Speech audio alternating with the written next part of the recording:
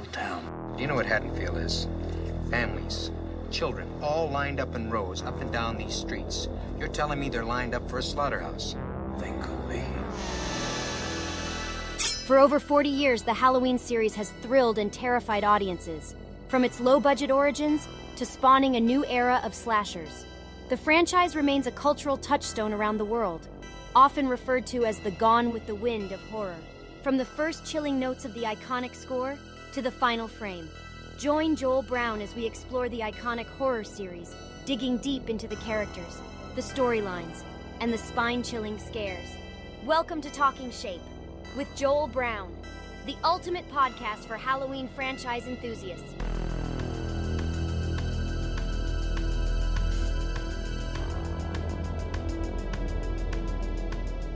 My next guest is a film producer, writer-director. He got his start on TV series such as Home Improvement, Thunder Alley, Buddies starring Dave Chappelle. But horror fans, more specifically Halloween fans, know him as the writer for Halloween H2O. It is a very big welcome to Robert Zappia. Hello. Hey, Joel. Now, take us back if you can, Robert. What's your first experience with the Halloween franchise? I'm going to guess, did you watch the original as a young kid? Or because I always tell guests that my first experience with the franchise is coming in halfway through Halloween 5 at my nan's house because my cousin Mark would hire all these movies. So I came in sort of in a really, I guess you could say, weird timeline within the franchise. Well, that's interesting. So you weren't exposed to it until Halloween 5. Not even from the beginning, midway through Halloween 5. Correct. Well, that's interesting. Okay. I know I did not see it in the theater. I was probably, at the time, 8, 10, far too young. And I was a bit of a scaredy pants. So I would not have seen it in the theater, even if I was old enough. I would say I probably saw it on VHS when I was in high school. So, 83, 84, worked up the nerve and watched it and instantly fell in love. And I think why I watched it was I was a big Carpenter fan. Escape from New York had come out. And I just loved that movie. And then it kind of got me looking at the other things that Carpenter had done. And of course, I'd heard of Halloween. It was a big deal. I had friends who loved, you got to watch it, got to see it every Halloween, So I finally did, loved it, loved his music, loved the scores. The first thing I learned to play on the piano was the Halloween theme. So yeah, that was my first exposure. And then from there, Halloween 2, then I was in. I was in for the ride.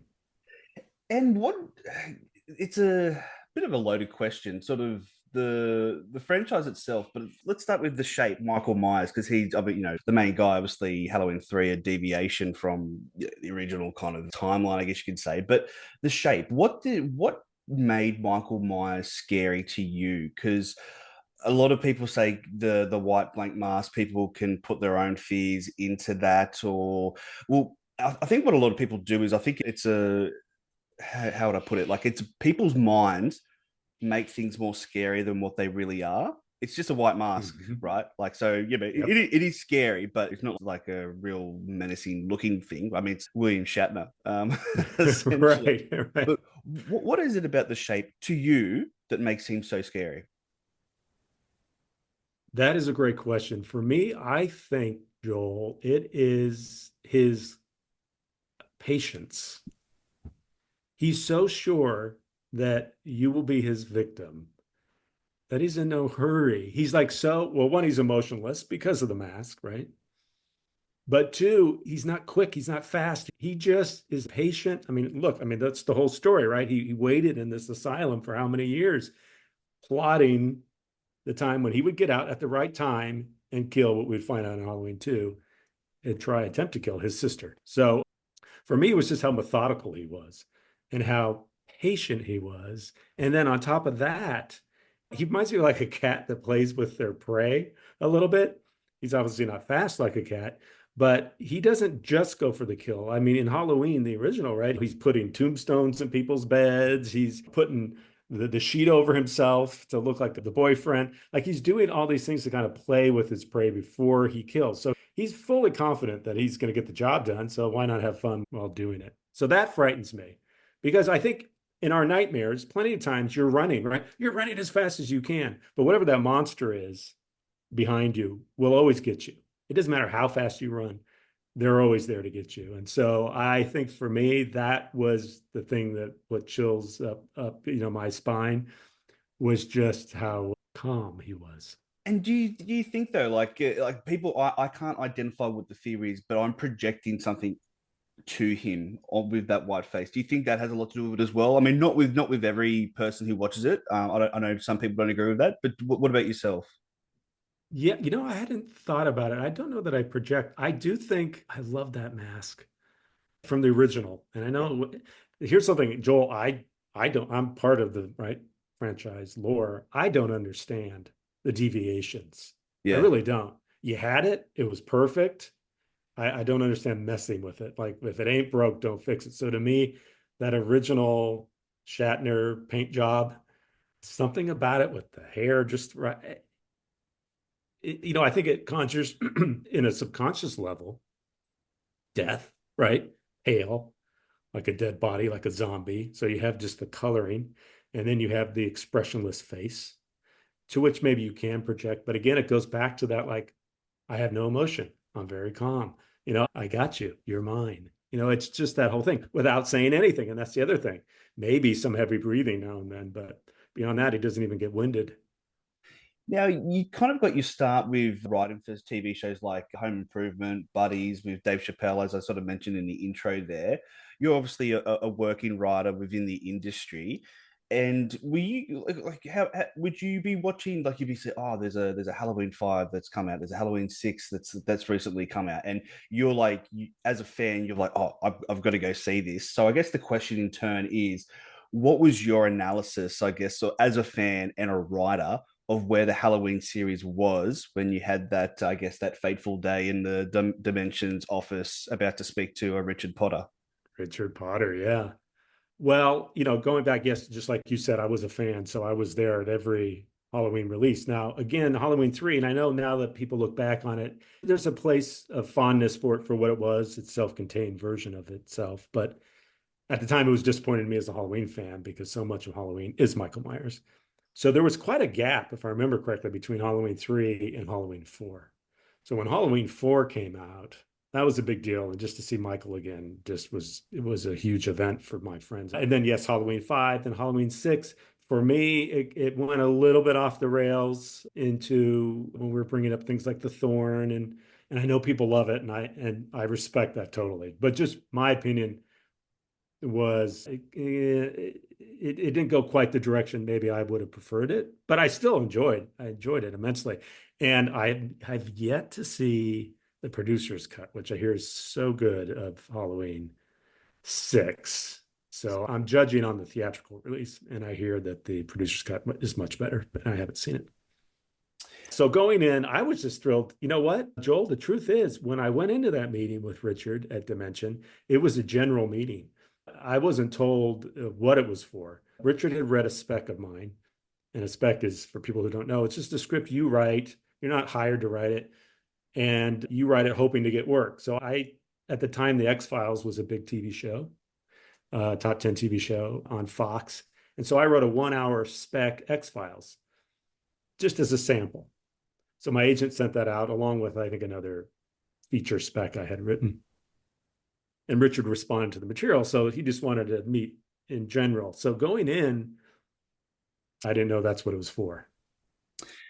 You're in the waiting room for quite some time, and was there a thought in your mind? You're like, oh, I might just get up and go. I might go get something to eat, or I might drive home. Or what were you thinking? Like, because I imagine he had back-to-back meetings, or God knows what's happening, and you're like, oh, I'm gonna go.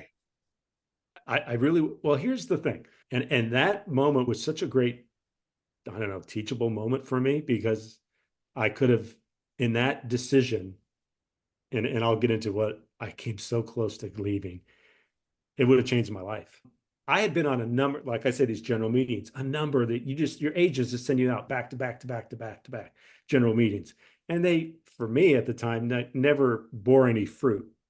And it's like you meet people and, they compliment your writing, which is great. But, I need a paycheck. Like I was more interested in maybe getting on staff on a TV show than I was, looking into any kind of feature work, which was such a long shot because I had never done feature work. And certainly the work I had done in television was all comedy. So the likelihood of getting a break in features and something outside of the comedy genre, incredibly slim. So I go to this meeting. I think the meeting was set at noon. So I have a hell of a time finding parking in Melrose area of Hollywood. Hell of a time finding it, putting money in the meter, had just enough for maybe the length of the meeting. I make it at noon. I'm such a stickler for my time. And, sure, these meetings typically run late. So 12, 12:05, 12:10, 12:15. I'm like, all right. 12:20, 12:25, 12:30. Now I'm thinking, okay, one, my meter's running out. Two, I've been on so many general meetings. This is Dimension Films. What are they going to have that is even going to fit? They're not 12:45. Joel, I am literally, the quads are engaging. The quads are engaging to get up and walk out. And the assistant says, "Oh, Richard's ready. Well, we're so sorry." And they're very apologetic. And literally that meeting, again, as we know now, it changed the trajectory of my career. And I've spoken to Richard Potter before, speaking about the Scream series and Dimensions. I think he's a very down to earth, cool guy. And I imagine at this time he's probably young. Are you guys kind of roughly a similar age? He might be a bit older. Yes, but I think we were very close. But he would have been fairly young, like, because he was. He's an executive at this time. And I mean, what was your initial take on Richard, like an executive of Dimension? Oh, I had an instant liking, took an instant liking to him. Down to earth, which you can't say about a lot of people in the business. I've been very lucky to work with a lot of people that are just good human beings, but my experience is that's not the majority. But yeah, Richard's one of the good guys. I'm not saying that because he helped get me this job. I can tell we hit it off instantly. He was very complimentary of the writing. And by the end of the meeting, he said something to the effect of, "Wow, we'd love to find something for you here with us at Dimension. But the only thing we have really as an open assignment is direct to DVD Halloween 7." And I just about fell out of my chair. I'm like, I don't care if no one sees it. I don't care if it's just for you guys to watch a whole movie. Like Halloween, like what?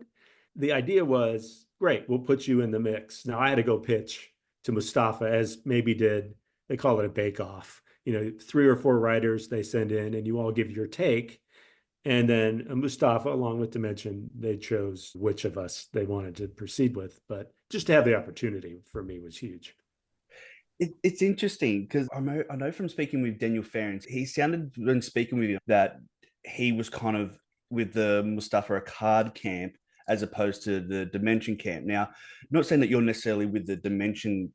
Well, it sounds more like you're from the Dimension camp than the Mustafa Akkad camp. Is that kind of like a correct, I guess, in this initial meeting describing it, or not really? How much time do you have?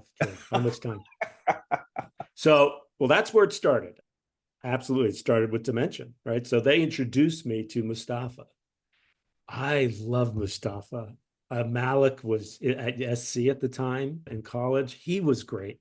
Paul Friedman, the producer, I really liked. I liked them all. Like when I walked in and their offices were in Century City to pitch, and Mustafa's sitting again, this was almost 30 years ago, but my memory is he's in a tall burgundy leather almost chair, like in a smoking jacket with a pipe, just a class act. And he always had like this twinkle in his eye. So even if he was, I don't even know how to explain it. I loved him. I loved the guy. Now we had some rough patches because there was a point where there were camps, Joel. There were distinct camps, which I found out later. And I was Switzerland. Now the problem with being Switzerland is Dimension thought I was in the Mustafa camp, and Mustafa thought I was in the Dimension camp. No one believed I was just trying to be neutral. So if I had to choose a side, just because of listen, I'm just going to put it out there. I'm not a huge Weinstein fan. If I had to choose a camp, it would be the Mustafa camp. But he believed, and I get it, because he's like, come on, no one's going to side with us. Dimensions where your bread is buttered. Dimensions who has, the franchises they can give you. Why would you side with us? But anyways, I did. Now, whether that was foolish career-wise, we can argue, but I sleep well at night. And Dimension at this point in time, so was this meeting in 97? So this, I look back, Joel, to get my dates. So the Two Faces of Evil original direct to DVD, I have an outline pitch from the summer of '96. Summer of '96. So Scream technically wouldn't even come out yet, right? Because I believe that's December '96, and that Yes, changes the trajectory of changes this movie everything. quite significantly, and I guess horror in the mid '90s, right? Oh my gosh, huge, huge. I mean, I love Scream. It was amazing. Yeah. So this was summer of '96. I was sent off to draft to do Two Faces of Evil. And at one point, there was some argument between Dimension and Mustafa about who had creative control over the script. And I was put on hold. Well, they took it to court or arbitration. So that was maybe 6 months where I was just in limbo. Then they've resolved it, picked back up. And then at that point, I think that's where it became Jamie Lee's coming back, 20th anniversary Before version. Yeah. before we get there, I did cut you off with your bake off, your pitch to Mustafa Akkad, and I've mentioned him a few times already, but Daniel Farron said that Halloween 6, the initial idea or thought behind it was Rosemary's Baby meets Halloween. Mustafa Akkad loved that because I believe the original pitch from John Carpenter was the boogeyman kills the babysitters. And he likes simple ideas that he understands and feels that audiences will understand. What was your, I guess, your elevator pitch, one to Mustafa, but I guess to the brass dimension as well? Boy, now you're testing the memory. I would, well, I can tell you where I don't know if this is what I initially first came in with, because I do believe Paul Friedman had a big hand in this. And it might have been after the first meeting or so. But at some point, it became Halloween meets Silence of the Lambs. So rather than Hannibal Lecter being locked up and the copycat on the loose or whatever it was Michael Myers was locked up and there was a copycat on the loose, right? It was like a reverse. And they liked the idea of the secluded all-girls school. At the time, it was an all-girls school as a location. But I think that's what it was that sold them. It was more of a detective. You know, we had lost Donald Pleasance. And so they were looking to kind of bring in a new foible for Michael. So we had introduced this detective called Kincaid. And the idea was that there was this copycat murderer, Kane, and they were trying to find him. And was it sort of Seven inspired as well? I'm not sure, again, Yes. time-wise, I'm not sure if that was released by this time, but was that in the back of the mind? Yeah, dark, gritty. I wanted to, I remember saying, what I love about, well, what frightens me, Joel, in a horror film is something that feels rooted in reality. It's something that I feel like could come to my neighborhood. So I wanted to bring it back to kind of the gritty reality. It's something like Seven or Silence of the Lambs, more of the serial killer angle than kind of the supernatural angle. That makes sense? Or... And when sort of, I guess, you're assigned this project and that's your inspiration or your elevator pitch going forward, do you try to reach back to any previous writers or people within the franchise, or are you very much just siloed, just only talking to the Accards and Dimension? Do you do any kind of reaching out to anyone or not? I think I might have had a conversation or two with Daniel early on just to get advice, like, you know, because it's a minefield. You know, it is just politically dealing with the different factions. So I think I might have asked him for that. But, you know, I just study the films and you know, go from there. And you mentioned him a few times, Daniel Farron. He obviously had this. It was his. You guys kind of are very similar. That it was his first big writing gig, and he was a fan of the franchise. And you're almost in the exact same position, but he obviously didn't want to return because he didn't want to see another script sort of chopped, changed, and not butchered, so to speak. So I imagine he would have sort of said something along those lines. But yeah, I guess sort of were you going in there weary, like, oh, I'm going to write something and they're going to change it, or you just like as a super fan just going, oh, I'm just whatever, I'm just going to put the best thing I can on paper and see what happens? That was the attitude, Joel. And I tell you, the benefit of coming out of television, even though it was sitcoms, is, you're used to being rewritten. So you write a draft, you come into a room, there's 12 other writers, and it's a buffet at that point. So I'm not precious with the material, and I've seen enough times that something I think should be chiseled in stone tablets benefits other writers taking what I've done and plussing it. I've seen that. I had seen that so many times in television, and it wasn't just me. It's just across the board, right?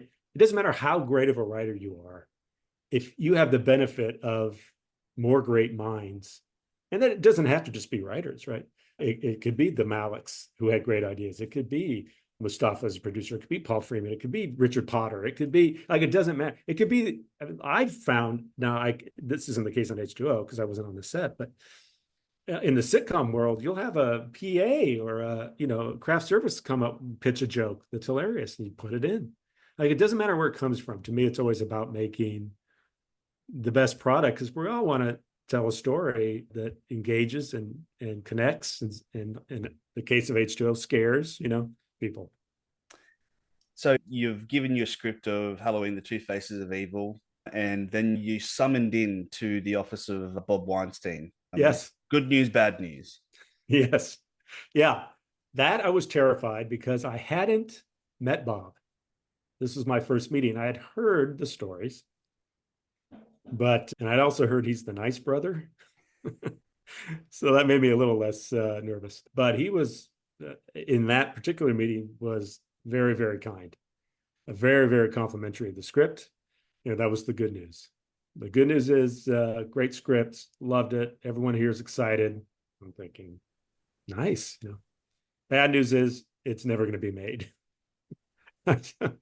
Oh, well, that is bad news. He says, here's the caveat.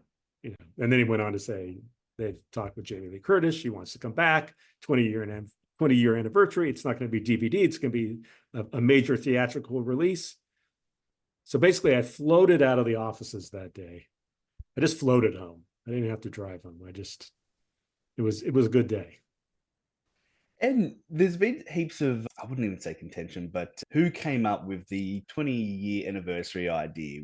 Jamie Lee Curtis says that she wanted to, she pitched it like an anniversary movie, having Deborah Hill, John Carpenter, having the whole crew back. Yeah. But then there's a camp, and I'd say it's the Dimension camp, but I've been a lot of other horror fans, is the success of Scream kind of obviously was like, oh, can jump on the success of that. Because Jamie Lee Curtis is a smart person, and I'm trying to think of the last movie that she would have been in before, say, H2O came out. I know, maybe True Lies comes to mind, but I don't think there was a massive hit there. But now the horror resurgence, she's the original Scream Queen. It makes sense to jump on that. But also, there's the feel-good story of the 20th anniversary of the original. I think, again, you talk about collaboration. We can all have the same idea, but I guess absolutely, it's whoever pitches it first, loudest, or has people who can craft it and make it better, right? 1,000,000%, Joel. 1,000,000%. And I honestly don't know where the idea came from. Now, again, Bob just pitched it to me as that was what was happening, but he didn't say where it came from. If it came from, I tend, now this is just pure speculation. I tend to think that's coming from the minds of people who've just released Scream. This would be Dimension. They're very savvy, smart business people.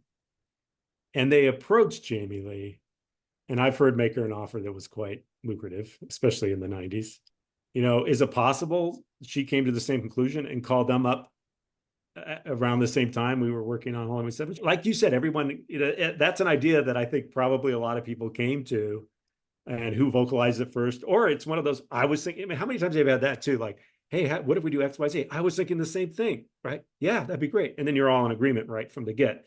So maybe it's kind of muddy because a lot of people were thinking it. I wasn't. I wouldn't even attempt to take credit. It was so far from a thought in my mind, mostly because I know it's more prevalent now, the reboots and anniversaries and this and that. It just wasn't then. I can't think of a lot of films that had done that. So, yeah, so kudos to them. Now, Okay, so now you've told, hey, this is going to be a feature length movie at the theaters. We've got Jamie Lee Curtis back, and obviously that gives it a lot more cachet than a straight to DVD or video release, right? So, are you tasked with, all right, we need you to rewrite completely? Like you are essentially the writer for Halloween H2O. You Yes. you do your first. Do you do a treatment, a spec, or a whole script? Like, what's that process like? Because obviously, the likes of a Kevin Williamson would then be on board. Matt Greenberg, I believe. Yes, Um, Matt came after me. yeah, Yes. The idea was they really loved the setting of the all girls school. And so they wanted to take that. And it was an easy pitch to say, well, what if she was the headmistress of the school, Jamie Lee? The idea of her being an alcoholic was not mine. I believe it was Jamie Lee's. It could have been Kevin's. I don't know. They brought Kevin on very early as an executive producer. I know that he had conversations with Jamie. The first task at hand was take what you have and give us a version. I believe it was probably a treatment. I don't think they sent me off to draft of what you would do to integrate Jamie into the story, which again wasn't that difficult because since they wanted to maintain the school setting, it was kind of fun. It was a little bit of a Tetris, puzzle, figuring out how to do it. But yeah, I think I turned it a treatment. I might have turned it a draft because shortly after that, there was a treatment that Dimension sent to Mustafa from Kevin. And it was very similar. Now, again, this is what I've learned since. You only know the information you're given. You know what I mean? So as we said at the beginning of this podcast, I'm very siloed, and then I'm going to date myself. There was no social media. You had emails. That was the great thing then. So information wasn't as, ready and you weren't communicating as easily. So I don't know all I know is what I was told. And so that was, okay, here's Kevin's treatment. And it had a lot of the similarities of the treatment or the draft, I believe by this point I had turned in. Whether he was given that draft or not, whether it was a scenario of what we were saying, there's only so many ways you go with it. If you're tasked with adapting a screenplay that's already there, you're going to come up with a lot of the same ideas. We responded to that treatment. I didn't actually. Mustafa did. And Malik and Paul had their thought. They liked his treatment less than I liked it. There were some elements I liked about it. He had some things that took it a little bit out of the standard. I think the chopping his head off with the helicopter was Kevin's. And I think that made a draft, or maybe it just was the treatment. But stuff like that, they kind of are like, no, this is too big. This is becoming Michael Bay's Halloween. So I guess the finished version of what we got and to what you, I guess, originally had, like one of the questions I had down here is, what's the one thing that you can kind of point to and be like, hey, that's my idea. And you've mentioned it a couple of times, which is the old girls' school, which then would turn into a co-ed school. Is there anything from your original script or just Halloween H2O in general that you can point to and be like, yeah, that's my idea, or that was a pitch I did? Oh yeah, there's quite a few things. The one that stands out mostly because it's so rare, Joel, from something to survive. I mean, to almost to the letter, from a very first draft to a shooting draft, is the entire opening sequence. That remained completely the same with Jimmy and the hockey stick and going in and checking the nurse Loomis, Nancy, checking her house out, like the dialogue to the names on the jerseys, both of who were my friend, James Howell. So one says Howell, and Tony Allegre, the other one says Allegre. So that whole opening sequence remained intact through various drafts. So that's one. But there's so many things, some moments that for me, a lot of it's the scares, right? Because that's what you pay your money to see. So, the window that became part of the marketing, like the face-to-face window. Now, it wasn't quite as I pictured it. It looked kind of like a porthole to me. That's not how I pictured it, but the idea of there being like a glass door that their face-to-face remained.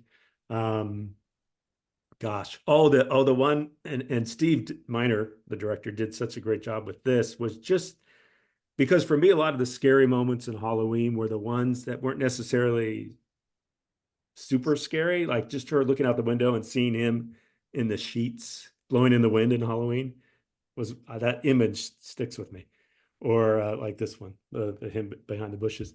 But the one where she's walking out on the grounds and she sees him walking toward her, and she closes her eyes and she opens them and he's coming closer. She closes her eyes, closes, and then it's Arkin, her boyfriend scares her. That's one. Um, yeah, there were quite a few. You mentioned you were siloed. So like you would be sort of just you'd be writing. Yeah. Were you not? Were you on set? Because obviously Kevin Williamson was a producer slash writer, like Yeah. a script doctor, I think you would call it. Yes. You are you on set or not really? Not really. I visited, but no, I was not there daily. Okay. No. So I guess like one of the questions I had here, what would an older Robert Zappia say to a young Robert Zappia that, hey, Jamie Lee Curtis is going to be in your movie? What what would the older Robert Zappia say to the young Robert The Zappia? the Yeah. gray haired Zappia. What would he say to them? That is such a good question. And I'll tell you exactly what I would say. And this is so important. At the time, I thought, okay, I'm going to back into this. So first of all, you got to put yourself in my shoes. I'm 25. This is a big break. This is huge. I'm writing a sequel with the Scream Queen to a franchise that I've adored since junior high. That I play the music. I mean, it's just surreal on multiple levels. So you get in there and you have people saying, "Listen, I'm going to protect you." They're saying this to me. You just write. I'll be the gatekeeper. You don't deal with anyone. Don't worry about it. I'll take your draft. I'll take their notes. I'll give them to you. All you have to do is write. Now, at the time, I love that idea, right? Great. I could just do my thing. I don't have to get into the politics. Big mistake. This is not to protect you. It's to control the information and to keep you siloed. So, what I would tell myself is obviously, but respectfully, keep yourself involved in the process. Be in every conversation that you can. Be asked to be on phone calls with producers. Ask how they're responding. What didn't you like? Like I thought, oh, this is great. They're going to protect me and keep, but you realize it's not necessarily why they're doing it, if that makes sense. So I would tell myself, be more involved. Like put yourself out there. And do you think there's a reality where, I mean, politically you could have been polite about that, and do you reckon they would have said sure, or do you reckon they would have pushed against that? I think at the time, the particular instance I'm thinking, I think if I would have done it in a way where, oh, could I be in that meeting? I think I might have been able to have done it. But I was just so, because it was floated out there, kind of like, hey, if you just want to, why don't you just focus on the writing? I'll handle that. But Yeah. don't worry about being in the meeting. I think if I said, oh, no, I'd like to, that'll help me. I think probably. I But you're mean, right. They might have said, well, no. Well, now we're not asking. yeah, We're telling you, you can't be there. I mean, post 2017, it's very easy to bash the Weinstein slash dimension. Do you think, in a retrospect type of view, like it's easy to be like, oh, why was this creative decision made? Oh, it was the Weinstein, it was dimension, and everyone goes, oh, okay, cool. But do you think that's overplayed? Is that fair, or is it overplayed in your opinion? Well, I will say this. I will say I was never a fan, and I was always vocal about not being a fan. I think now I'm speaking about Bob. I didn't have dealings with Harvey. That is very different from what I think of him as a producer, of someone who gets films made, of someone who was prolific in the number of films they make. You can't take that away. All I could do was choose to not work with him again. That was it. And I was offered to work with him again. Now it was part of basically a bribe, but I didn't take it. So there's that. And I asked Richard, after one of these belligerent phone calls I had with Bob, and he hung up on me. And Richard was on a lot of those calls. And of course, I'd always clean up after Bob. Oh, we're so sorry. It's just this. He's just that, excuses. And I said, Richard, like everybody there, you guys are such good people. Like, why do you put up with him? Like, what? He says, because we get movies made. It's like, this is your first film. You will see. This isn't how it happens. You don't write a draft and then a year later it's released. Like, he gets shit done, basically. And he's absolutely right. That's exactly right. The number of films I had, in turnaround, rewrite after rewrite, or ones I've rewritten that just sit on a shelf that just never get made. I understand that. Now it's not that you're selling your soul, but for me, it was soul sucking. It just wasn't something I was worth the trade-off, because I enjoy storytelling so much. The idea of it made it not fun. It made it not an enjoyable experience. So yeah, I do think people are jumping on a bandwagon now. It's very easy to bash. Like I said, I've always been vocal about it. I didn't know to what extent Harvey was, doing his thing. But again, I think you have to separate that from the producer filmmaker. Miramax Dimension was a juggernaut. I mean, the number of films and nominations, and they clearly knew talent when they saw it. They gave breaks to a lot of talented people. I mean, you can't argue that. It's two separate things in my mind. And I believe you said in the previous interview, and I think this is widely known, that was it Dimension trying to pay you X amount of money so you could give Kevin Williamson full writing credit? Was that the stipulation, or?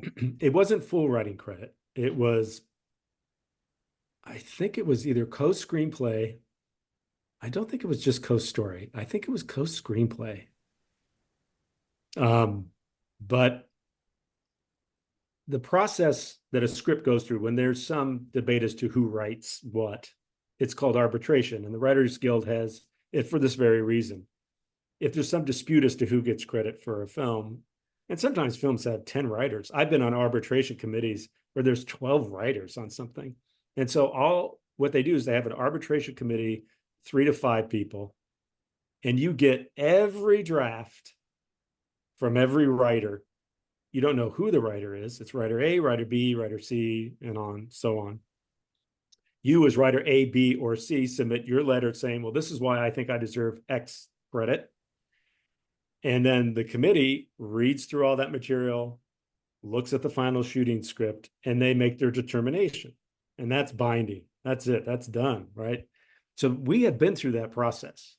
And the determination was story by myself, and then screenplay by myself and Matt Greenberg. And they even the position of the name is important, right? So if you're first of an and credit, that's important. So this had all been determined. My understanding, again, you only know what you're told, Joel. So Kevin might dispute this. My understanding at the time was Kevin wanted nothing to do with it. I think he was in a tiff with them over some other project. And his attorneys, I believe, said he's not even submitting. Like, he doesn't want his name anywhere near this. So we go through the arbitration committee. This all happens. His material was submitted, but I think some point after that, they make up. And Dimension now has a change of heart. Says, look, we want to put him on credit. So I called the guild. So anyways, through my agent, they were making 3-picture deal offers. They were offering me quite a bit of money. I called the Writers Guild and I said, this is what's happening. They want me to sign a letter saying, Kevin, I think it might have just been co-story. I could be wrong. And maybe it was co-writing. I don't remember. And they said, oh, you could sign any letter you want. Like, we're not doing it. Like, the arbitration committee has spoken, basically. So yeah, take the money and run. Basically, you can sign it and we're not changing it. But I couldn't do it. Maybe that was foolish, but yeah, I wasn't, as we discussed just previously, wasn't real excited about going into business with them again anyways. Well, that kind of makes sense because obviously there was the positioning with Kevin Williamson being a writer, and I think there was reported tensions between Williamson and the Weinsteins, you'd say, and he was their guy ever like since Scream was Oh, such a juggernaut. I think. Do you think it was probably from their perspective? Oh, if we can get Williamson's name on the writing side of it, that gives it more cachet. Again, it's just oh, makes it absolutely. to sound bigger and better. Oh, Yeah, totally get it. Oh yeah, I mean I get the logic completely. But he's an executive producer. He was on notes calls yeah. with me. He gave me notes. I mean, it's not saying he didn't have an effect or an input, he absolutely did.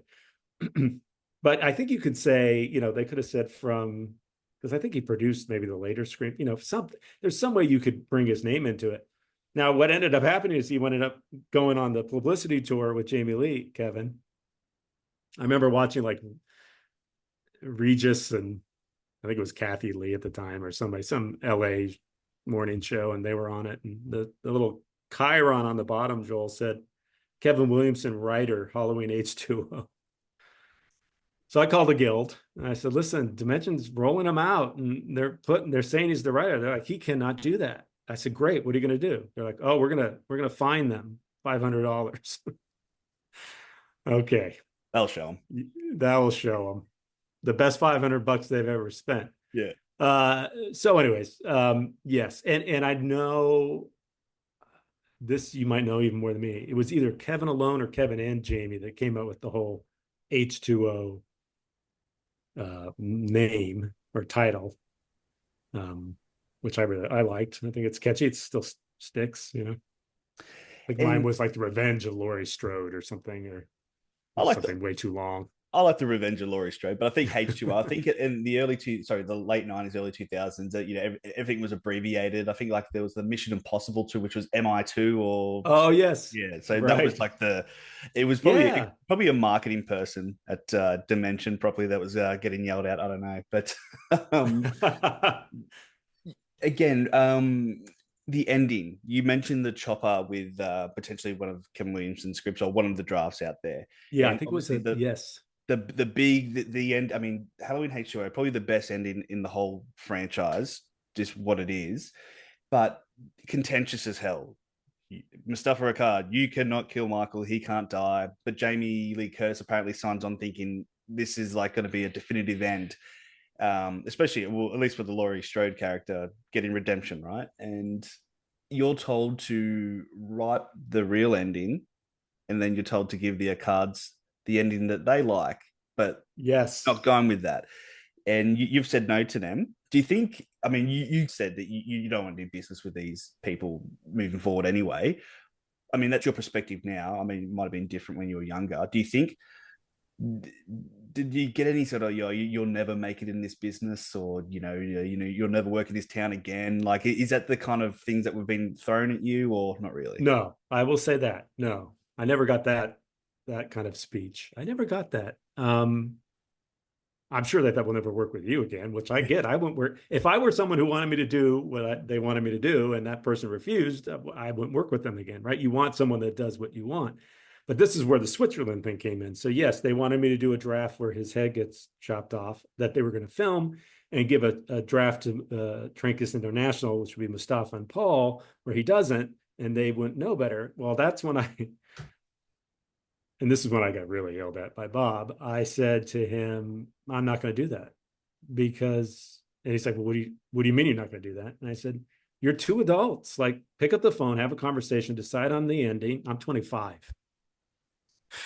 Oh my God. And let me know. I'll write that ending. Well, he called me every name in the book. I've never heard expletives strung together in such a way in my life. It said, you do know who I am. I pay your goddamn bills, and hung up on me. So I just said, well, tell me, I'm not doing it. Well, that's where now ultimately they ended up coming to an agreement because Kevin came in very wisely and said, well, this is how we'll do it, Mustafa. It's not actually him. Like people are going to think it's so he came up with that fix, which was brilliant. If I were smarter, I would have done that. Well, what if we come up with a compromise? I wasn't. So that's when I would say to Mustafa, I was never going to write that draft. Like, I wouldn't do that. That's why he's like, sure. And he thought I was in their camp, that I was going to do that. And then, of course, Dimension already knew I wasn't doing it. So they thought I was in Mustafa's camp. So I became kind of on the outs in both. I mean, Malik certainly knows, Did you win I think he Mustafa over understood. in the end though? Like he kind I of think so. yeah. Yeah, I think so. I think again, that twinkle, he kind of ribbed me about it, but I could tell, he'd had that little smiling eyes thing going on that he had. Because everyone I hear, like, it's the big desk, the Yes. leather seat, the pipe in the Yeah. mouth, like, and I think, yeah, again, Daniel Farron's like, he would come up on set and be like, because Daniel was recording, he was doing his own, like, this footage, he was recording the set, right, and he goes, oh, you Yeah. got approval to be doing this, like, trying to, like, like, it was dry humor, just joking, but Yes. like, Funny. is there a story that you can quickly go to, like, whether it be a Mustafa a story or a Trancas kind of story or anything that comes to mind? Nothing that comes to mind. I was so nervous every time. I was so like out of my body. I had to keep telling myself focus. Yeah, Like I'm sitting here with the guy, and he had like the maquette of Michael behind him, like all this paraphernalia in the office. I had to like stop fanboying yeah. and focus. But yeah, no, it was just it felt, I don't know, it felt like your grandfather in a way. I don't know how to explain it. There was Yeah. just like such a warm feeling. Definitely felt like going back to your earlier question, if I were to choose a camp, it was definitely the Trancas camp. It just felt more and they loved, here's the thing. Here's the thing. I've just thought of this now, but from our discussion. Anything that Mustafa was fighting for or pushing back on was because of his love for the franchise and for Michael. Anything that the Dimension was pushing back on and fighting for was for pure dollars and how do we make the most money and what's going to bring in the most people. I'm not saying one's right over the other, but I'm the guy who loves the franchise and loves Michael Myers. So maybe if I wasn't, and I'm just coming in fret and I'm like, oh, this is just, I'm not familiar with it. I'm not a big fan, but sure, let's write this movie. I'd feel differently. But I think that's why. I think that was the distinguishing factor. Now, I believe in your initial script for H2O, you do link 4, 5, 6, and I think it's done like it's not over exaggerated or anything, like what I'm trying to say, like it's a mention, but it Yes. doesn't have to go in full detail, but it kind of connects it all together. And I believe it's the classroom scene. I think a girl's reading a story about Jamie Lloyd and passing away, and Jamie Lee Curtis or Laurie Strode has a moment, and that kind of connects it all together. Now, Right. again, I mentioned Dimensions did this, or it was this, it was that, but I've also heard the rumor that it was actually director Stephen Miner that wanted to stay away from connecting those films and having only 1, 2 H2O be the new timeline. Which, again, you said at this time, 20 anniversary movies wasn't really a thing, and timelines wasn't really a thing, and No, it it wasn't a wasn't really thing. Yeah. it wasn't discussed like it is now. So I'm just curious No. your thoughts. Yeah, that's a good question. My recollection, it definitely was in every draft until then. I did a Steve Miner came on late. I mean, it was like he came on and then it filmed like 6 weeks later. I mean, I might be off by a few weeks, but it was very quick. So he came on and they had a draft they were happy with. I did a Steve Miner draft or two, and it did get cut. I don't know where it came from. It could have been Steve. I mean, I was given the note by Steve, but I'm sure it had to be agreed upon by other people. But you're right. You're right. Different timelines didn't exist. So for me, it was weird not to have it. Like I remember thinking, geez, we're just going to ignore it. Like that seems odd. Like it felt like we were leaving out a piece of the puzzle. Mm. Now, like you said, I mean, you don't even consider it. I mean, she's got Laurie Strode. She's got a whole other timeline that she's done with the. Well, I just was done watching Wolverine, or no, Deadpool and Wolverine, where the multiverse is very much in play there. So it's almost a kind of a Right. similar thing with Halloween, right? Um, Mm-hmm. Jamie Lee Curtis is that famous photo of you and her sitting on the couch, and I imagine this is on set. It looks like she's in wardrobe, and you're sitting next to her. There's that big grin on your face. Obviously, I imagine the fan in you was absolutely out of body experience, as you said before. Unreal. So I was on the set.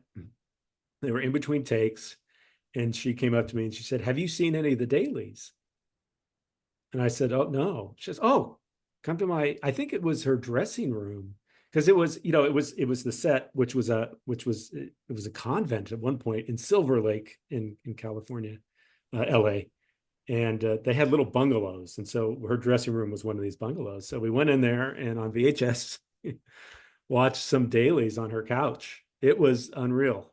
I had the foresight of mind, thankfully, to get a picture, which is that picture, because typically I would not have. I would have been so. I mean, now again in this time, right? You have it. Everyone has their phone. Of course, you're going to get a picture. You're going to post it. You're going to do that. But then it was a little weird. You had to have it. Yeah, have your little camera along. But yeah, exactly. And it was, it wasn't something that you always did. So yeah, that was surreal. And of James Jude Courtney said to me that she doesn't suffer fools gladly. Like she's a pretty direct in that, but She's also direct. but also like she seems like a, I don't know, like a very, like, like, hey, come check out the dailies. Like she didn't have to, Oh she yeah. didn't have to do that. Like, but she did, right? Oh yeah, no, she was lovely. Some of the things I guess that she said in the press as far as who wrote what, but again, I go back to you only know what you're told.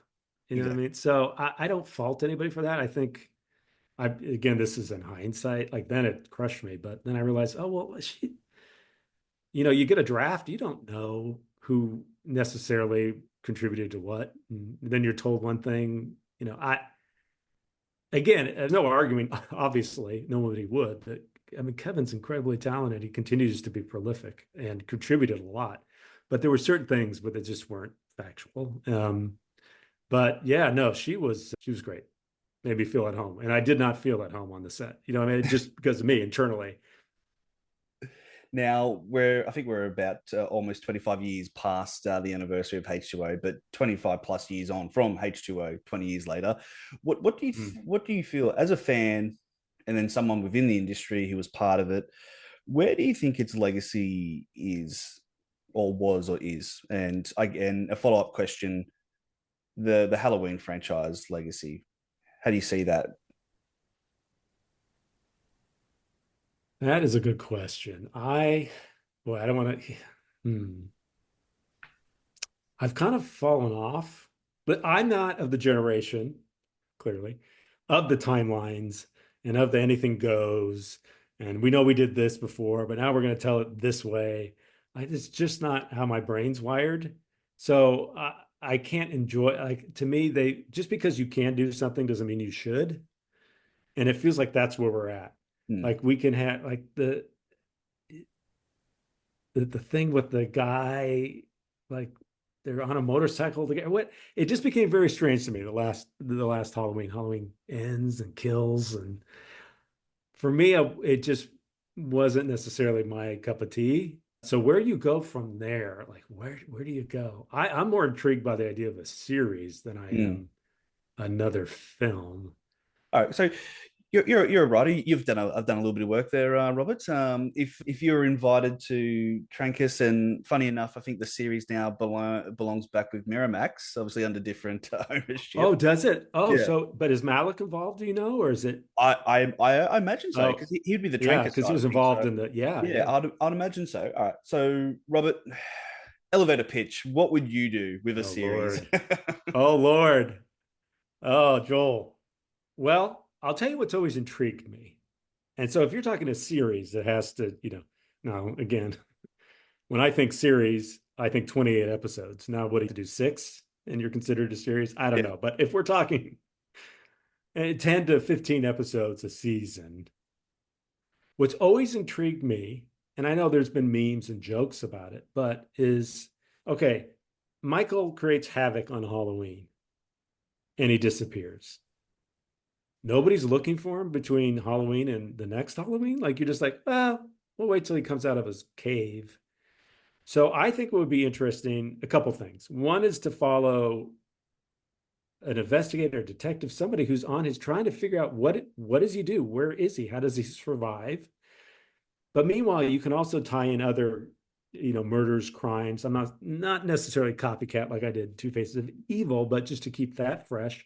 And what I'd also love to do is some kind of talk about timeline. I enjoy shows where they go kind of like Barbarian did that feature where they went back in time.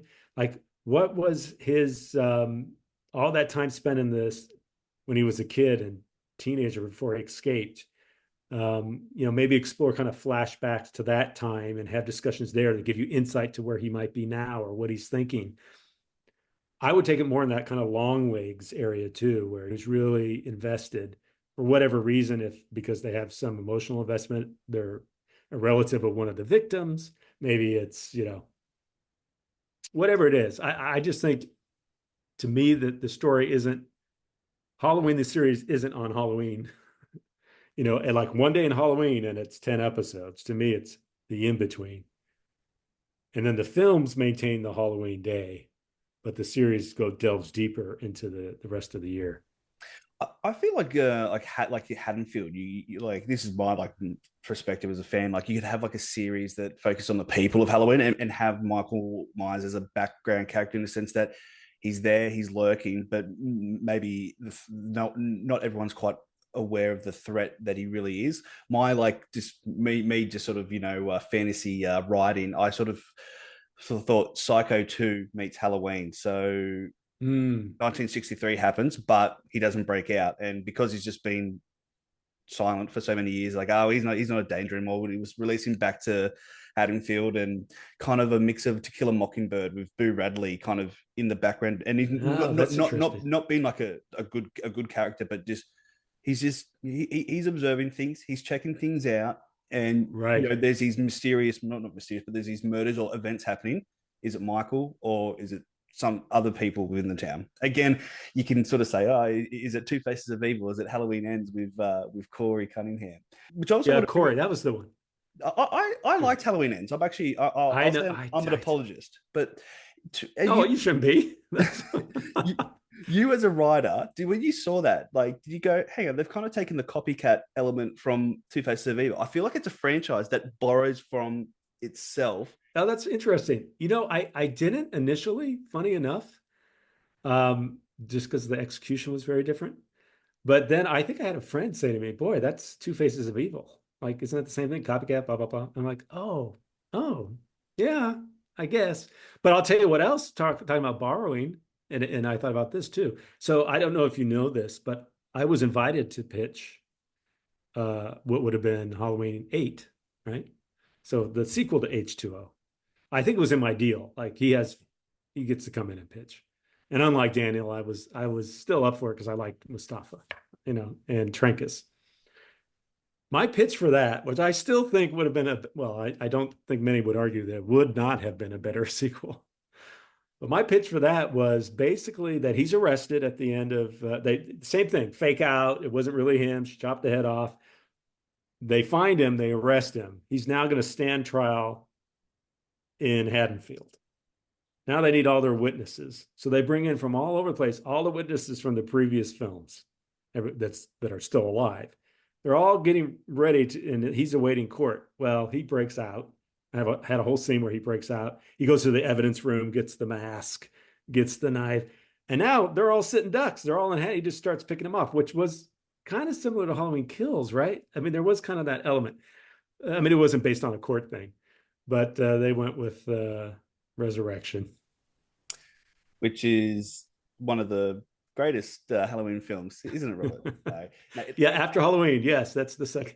And this is something I always go back to, and I said this to when I got the chance to speak to Dominic Othen and Gerard. People have their favorite films. Some people might have H2O as their favorite or their least favorite, but regardless, these films, and I believe it was Dan Caffrey from the Halloweenies podcast said this, and I think it is true. These films find their audience, and you can say that about most films, but I feel particularly with the Halloween franchise, people come back to these, they're beloved, and I mean, you as a fan kind of understand that as well, I'd imagine. Oh, absolutely. Yeah. And I love that there's I love the diversity of favorites amongst everybody. It's fascinating to me. I get a kick, like I'm just thrilled that people have H2O as their top, right? So it makes it easier to go kind of like enjoy the people who just trash it. I'm like, okay. Yeah, well, at least those people like it. And has it aged particularly well? Maybe not. It was very, 90s. I But still, that I there's still, still people. I still think it holds up though. Like I do agree. Yeah, it is very '90s, but I think it holds up. I do. Yeah. Great. Yeah, that's great. Yeah, I mean, I'm just thrilled to be part of it. I would be thrilled, frankly, to be part of Resurrection if I had made that, just because you're part of the legacy. And I think things in hindsight change what people think of it, and maybe it's shine. There's a different light that shines on it. Like I said, Halloween 3, I think it's kind of become its own thing that people have grown to accept more than they did at the time. Um, like I'm trying to think, like least favorite. We didn't talk about all the Rob Zombie incarnations of them. And I'm sure there's people who like that's their Halloween. Those Rob Zombie one. I think it's great. I think you're right. It finds its audience. It's got a very diverse audience, and I think it's pretty cool. I don't know there's many franchises where people don't kind of agree on, like, as a majority, this is the best. This is awful. Like that's pretty usually universal, and it's pretty rare that there's such a disparity between those And thoughts.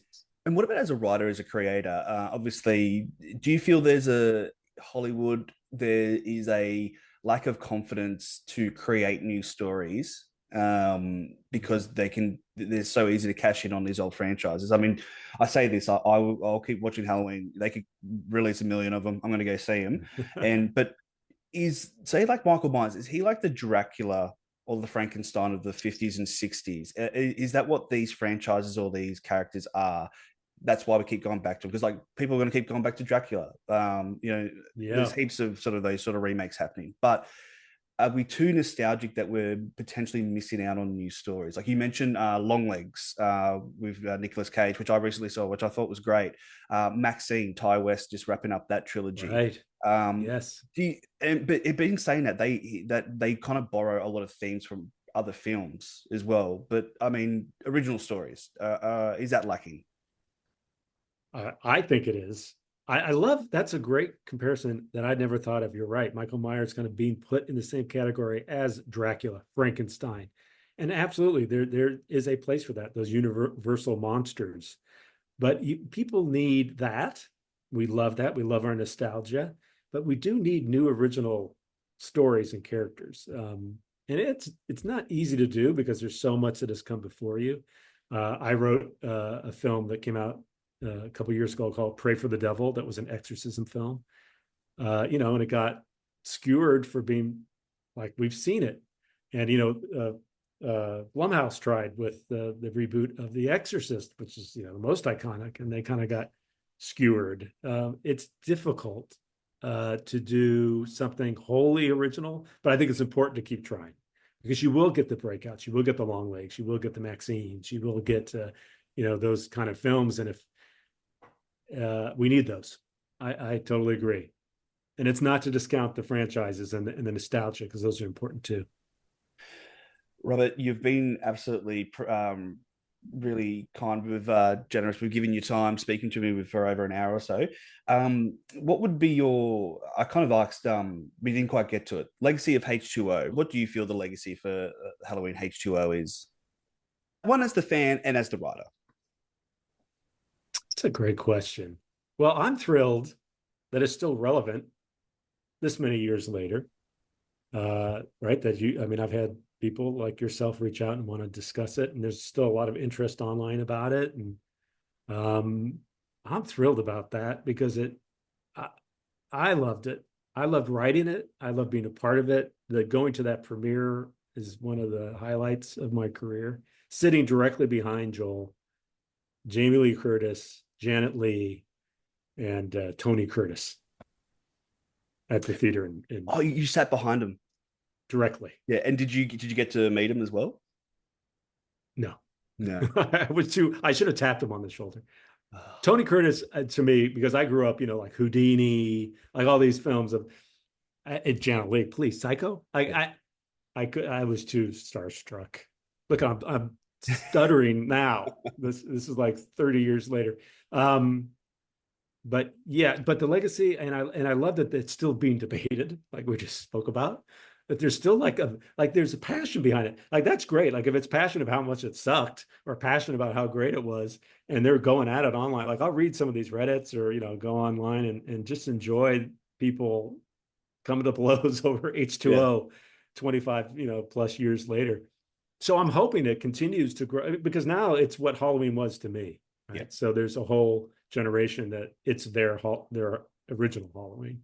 It was their first. Oh, I know so many people, Joel, that in their 30s. It was my first horror movie. Yep. This is the first thing. I'm like, oh, okay, that's cool. So it's the first one I got to watch at the movies. Was it? At a theater. And it was hilarious. My mum took me and my sister, and there were these noisy teenagers behind us, just talking or just, being like, oh, can't you turn off? Or like just like talking. And she turns around and goes, if you don't keep quiet, I'm going to go get the manager. And I'm there going, whoa. You thought Michael Myers was scary. Yeah. Meet my mom, right? Meet my mom, especially when she starts yelling. She hits a certain pitch when she yells that it's quite frightening. Way scarier than Michael Myers. Before we do wrap up, Robert, is there anything that fans might find interesting or that's not quite widely out there about Halloween H2O or your experience with Halloween? Anything? Gosh. I mean, I know there was a lot of controversy over the mask. Yeah. Right. That was the original mask that they did reshoots because of the mask, and the some CGI was used, and it wasn't great then. But I remember, and this may be common knowledge, but I remember finding out that they paid, I think it was Stan Winston, once they were unhappy with that first mask, $1 million to do the new mask.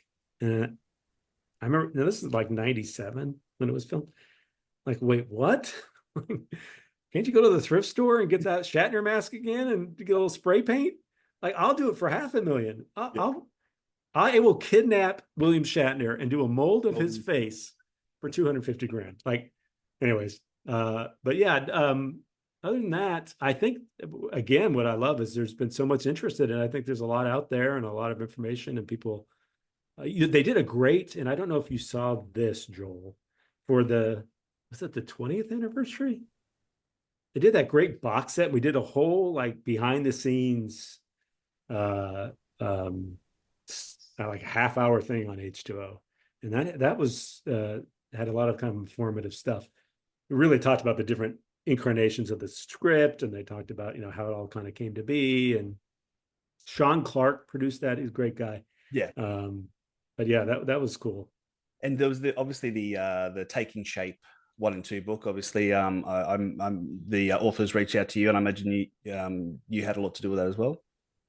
Yes, there's been a few books that have reached out. One was a gentleman from Spain. He was doing a whole thing on a franchise. I just, I love it. It's great.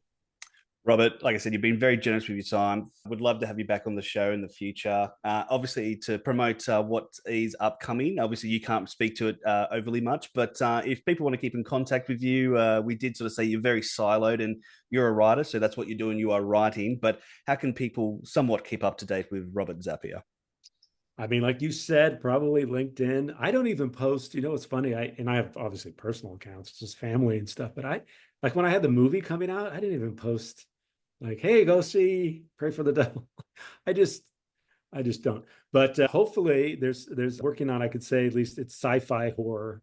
I'm super excited about it. I think it could be something special. So maybe somewhere down the line, Joel, if that makes it to the screen, we can speak again. Absolutely. Robert Zappia, thank you so much for your time. Thank you for listening to Talking Shape, the ultimate Halloween franchise podcast created by the fans. Make sure to stay up to date with the latest episodes by following Talking Shape on Twitter @talking_shape and liking us on Facebook. Feel free to give us a review on Apple Podcasts and on Spotify. We appreciate your support. Until next time. Go home! Go home!